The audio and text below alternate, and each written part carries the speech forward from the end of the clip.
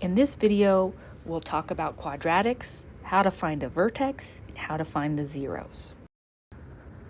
So, in algebra and in calculus, we rely heavily on the zero product rule. Remember that the zero product rule says if you multiply two things together, such as the following, A times B equals 0, then either A is 0 or B is 0. Secondly, we know what a quadratic looks like. And a quadratic has some specific properties. For starters, the point that's the lowest point or possibly the highest point is called the vertex. We have what's called an axis of symmetry, which goes through the vertex. And we have the points where it crosses the x-axis, which are called the zeros. So what do we already know, or what should we know about quadratics? Well, the general form of a quadratic is y equals ax squared plus bx plus c. The graph of the quadratic is a parabola, as we just stated. Parabolas are symmetric about the line of symmetry that goes through the vertex. The vertex is either a maximum or a minimum point on the graph, and we can find that maximum or minimum in several different ways. We can use a formula. We can put the quadratic in what we call vertex form, which looks like this, and use graph shifting. Or we can use technology to find a maximum or a minimum of the graph. And we can also find zeros or x-intercepts several different ways. We can factor and use that zero product rule. We can take roots. We can complete the square. We can use the quadratic formula, or we could use technology. So we're just going to go through some examples where we practice those things, starting with finding a vertex. Ooh, that was weird. Okay, so finding a vertex first, well, let's use the vertex formula. So the vertex formula is x equals negative b over 2a, and then y is the function value at that value, negative b over 2a. So what we have to know is our a, our b, and our c values here. So in this case, x is the negative of negative 12 over 2 times 2, and we get 3. When we plug 3 into the function value at 3 is 2 times 3 squared minus 12 times 3 plus 19, and that gives us 1. So our vertex is positive 3, positive 1. Now using that same function that we have, this function here, let's find the vertex by putting the quadratic in that standard or vertex form, y equals a times x minus h squared plus k. In this case, our vertex is going to be hk when we're done. So using this, I'm first just going to move my 19, kind of push it out of the way, like this. And then I'm going to factor the 2, but only out of the first 2 terms.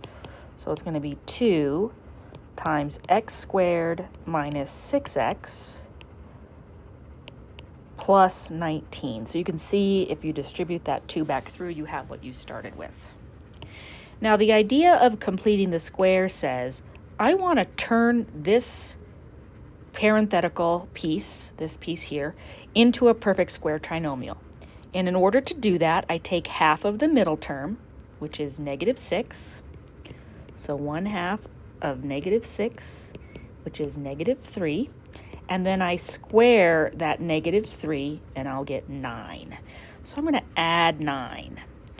So you can see that this now factors as x minus 3 quantity squared. Now, if I add 9, and actually I didn't add 9, I added 2 times 9, then I have to also subtract 2 times 9, or 18. So my vertex form in this case is 2.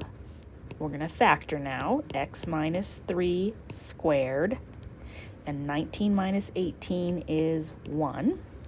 And the vertex is, remember this is x minus h in here, so our h is 3 and our k is 1. So same vertex, different method. And lastly, we can find a vertex if we have access to a calculator or possibly a graphing utility of some sort. We can use that to find our vertex. So we would, in a TI, we'll just say, we'll put this into y1. And we're going to get a graph that looks something like this.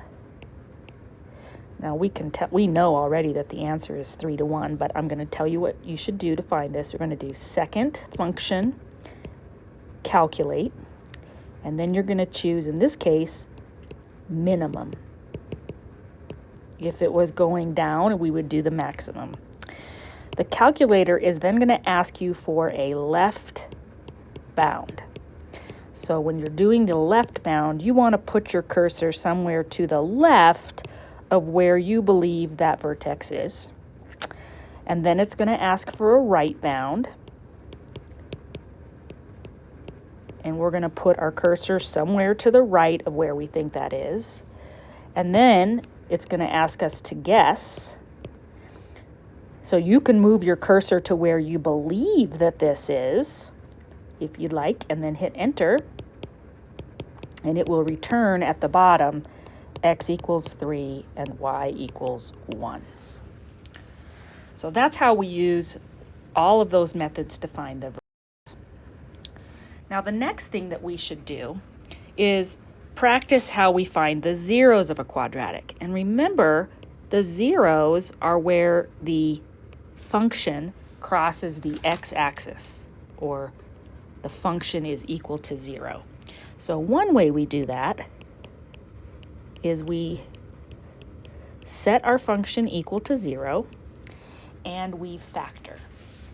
And in this case, factoring this, we're going to multiply the first term times the second term. We're going to get 12.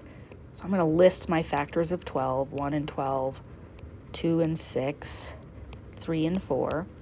And I want to choose the ones that will give me that middle term of 7, so +3 and +4. Now, there's lots of different ways that you can do this, but the way that I do it is I take my 3 and my 4, and I divide by this leading term, which is 6, and then I reduce. So I get 1/2 and 2/3. And keep in mind it's +1 and +2, because this was +3 and +4.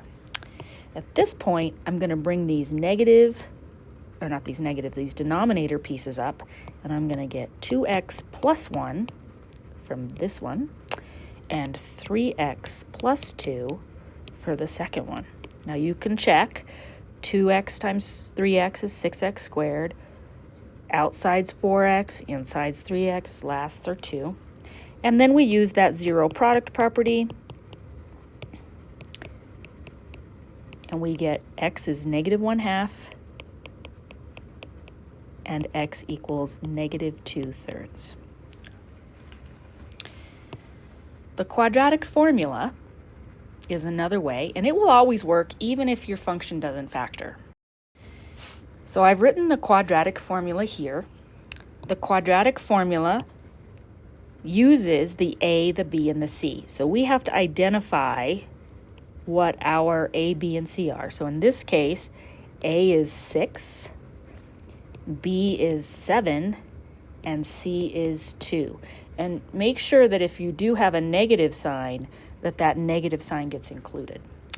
So if we plug this into our into this formula, we get x equals the opposite of b plus or minus the square root of b squared.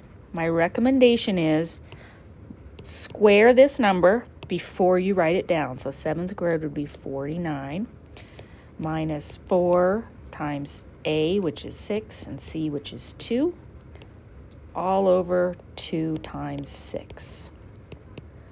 So this is going to give us negative 7 plus or minus the square root of 1 all over 12,